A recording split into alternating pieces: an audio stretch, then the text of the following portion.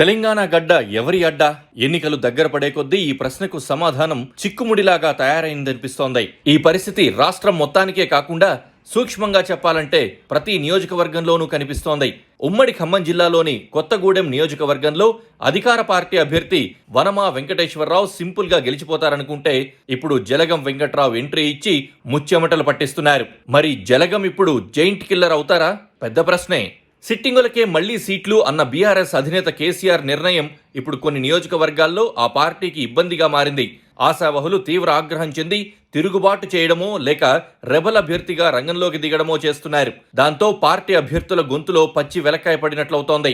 కొత్తగూడెంలోనూ అదే జరిగింది. కొత్తగూడెం గడ్డ నా అడ్డా, ఇక నాకు తిరుగులేదు, ఈజీగా గెలిచేస్తానని బీఆర్ఎస్ ఎమ్మెల్యే వనమా వెంకటేశ్వరరావు ఎంతో ఆశపడ్డారు. సీఎం పర్యటనతో ఒక్కసారిగా తన మీద ఉన్న వ్యతిరేకత పూర్తిగా తొలగిపోయిందని ఆయన భావించారు. కానీ అకస్మాత్తుగా మాజీ ఎమ్మెల్యే జలగం వెంకట్రావు మొహమాటం లేకుండా రంగంలోకి దిగడంతో సీన్ మారిపోయింది. కూల్గా సాగిపోతున్న కొత్తగూడెం నియోజకవర్గాల్లో కాకరేగింది. వాస్తవానికి కొత్తగూడెం నియోజకవర్గం కాంగ్రెస్ పార్టీకి కంచుకోట లాంటిది. ఈసారి ఎన్నికల పొత్తులో భాగంగా సిపిఐకి కేటాయించడంతో బీఆర్ఎస్ శ్రేణులు, ముఖ్యంగా వనమా వర్గీయులు సంబరపడ్డారు. ఆయన గెలుపు నల్లేరు మీద నడక అనే అభిప్రాయానికొచ్చారు. ఫార్వర్డ్ బ్లాక్ అభ్యర్థిగా జలగం వెంకట్రావు నామినేషన్ దాఖలు చేయడంతో కొత్తగూడెం పాలిటిక్స్ హీటెక్కాయి. 2 ఎన్నికలుగా జలగం వనమా వైరం కొనసాగుతోంది. 2014లో వైసీపీ అభ్యర్థిగా వనమా, బీఆర్ఎస్ అభ్యర్థిగా జలగం వెంకట్రావు పోటీ చేశారు. ఆ ఎన్నికల్లో వనమా మీద జలగం విజయం సాధించారు. ఉమ్మడి ఖమ్మం జిల్లాలో గెలిచిన ఒకే ఒక్క బీఆర్ఎస్ ఎమ్మెల్యేగా రికార్డు సృష్టించారు. ఆ తర్వాత వనమా కాంగ్రెస్ లో చేరారు. 2018 ఎన్నికల్లో మహాకూటమి అభ్యర్థిగా వనమా రంగంలోకి దిగారు. బీఆర్ఎస్ అభ్యర్థిగా జలగం వెంకట్రావు పోటీ చేశారు. అయితే ఆ ఎన్నికల్లో వనమా విజయం సాధించారు. ఆ తర్వాత కొంతకాలానికే వనమా బీఆర్ఎస్ లో చేరారు. అయితే వనమా అఫిడవిట్ పై జలగం కోర్టుకు వెళ్లడంతో పరిణామాలు మారిపోయాయి. ఆ తర్వాత చోటు చేసుకున్న పరిణామాలతో హైకోర్టు వనమాను ఎమ్మెల్యేగా అనర్హుడిగా ప్రకటించింది. హైకోర్టు తీర్పును సవాల్ చేస్తూ వనమా సుప్రీంకోర్టు మెట్లెక్కారు. ప్రస్తుతం ఈ కేసుపై స్టే ఉంది. వనమా బీఆర్ఎస్ లో ఉన్న కేసీఆర్ తనకే కేటాయిస్తారని జలగం వెంకట్రావు ఎదురుచూశారు. పైగా వనమా వెంకటేశ్వరరావుపై కొత్తగూడెం ప్రజల్లో తీవ్ర అసంతృప్తి ఉంది.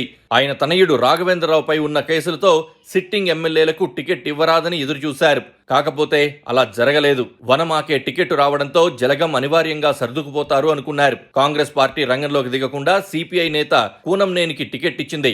ఈవీఎంలో కాంగ్రెస్ గుర్తుండకుండా సిపిఎం గుర్తుంటుంది కాబట్టి సెంటిమెంట్ గా విజయం తననే వరిస్తుందని వనమా ఎదురుచూశారు. కాంగ్రెస్ నుంచి కొందరు నేతలొచ్చి బీఆర్ఎస్ లో చేరడం శుభపరిణామమని భావించారు. కాకపోతే జలగం కూడా రంగంలోకి దిగడంతో వనమాకు నిద్ర పట్టడం లేదని చెబుతున్నారు. కాంగ్రెస్ ఓటు బ్యాంక్ సిపిఐకి వెళ్లిపోవడం, బీఆర్ఎస్ ఓట్లు వనమా జలగం మధ్య చీలిపోవడంతో పోటీ గట్టిగానే ఉంటుంది.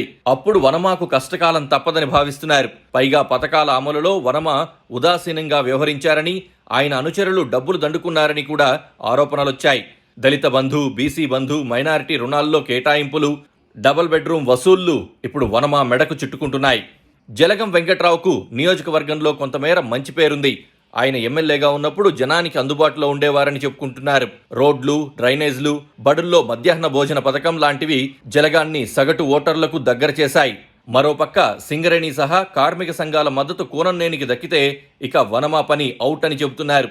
మరి అధికార పార్టీ అభ్యర్థి వనమా ఎలా గట్టెక్కుతారో చూడాలి.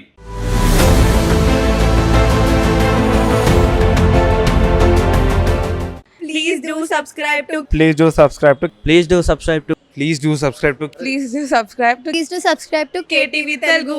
KTV Telugu. KTV Telugu. KTV Telugu. KTV Telugu. KTV Telugu. Please do subscribe to KTV Telugu.